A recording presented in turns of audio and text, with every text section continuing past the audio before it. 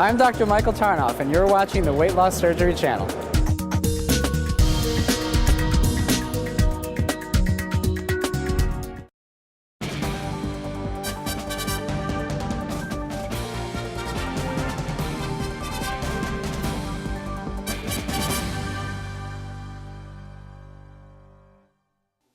Welcome to Weight Loss Surgery News. I'm your host, Leslie Thompson. Thank you for joining us today.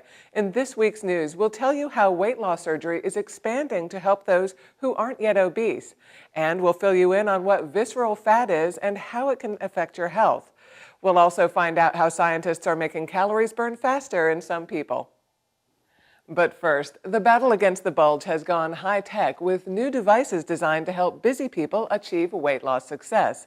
Sweden's Karolinska Institute has released a gadget called the Mandometer, which is able to keep track of how much and how fast a person is eating during any given meal. If the subject eats too quickly, the Mandometer tells them to slow down. A British experiment tried the device on a group of obese children and found that in 1 year, their eating speed fell by 11%. Then there are applications available for your BlackBerry and iPhone devices which keep track of how much you eat and how many calories you can burn through physical activity.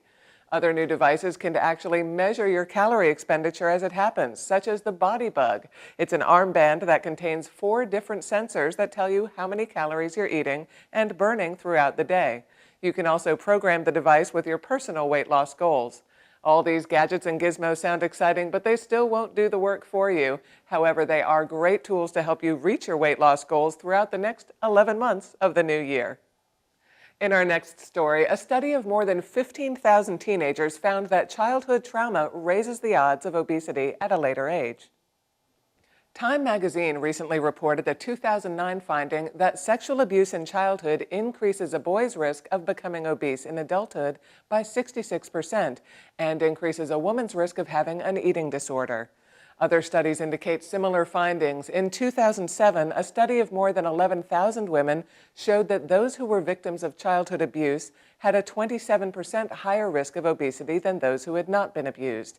And in the late 1980s, Dr. Vincent Felitti of Kaiser Permanente conducted a study of nearly 300 patients in his obesity treatment program and found that half of them had suffered sexual abuse as children. So what's the connection? Many doctors say in such cases, obesity is driven by the abused child's need to self-medicate through food. Compared to people who weren't abused as children, victims have also been linked to higher rates of drug abuse for the same reason. Dr. Felitti said that for these people, self-medication, whether it's through eating or drugs, doesn't feel like a problem, it feels like a solution. Unfortunately, though, just like drug use, overeating can lead to serious problems in the long term, even after a person has escaped abuse.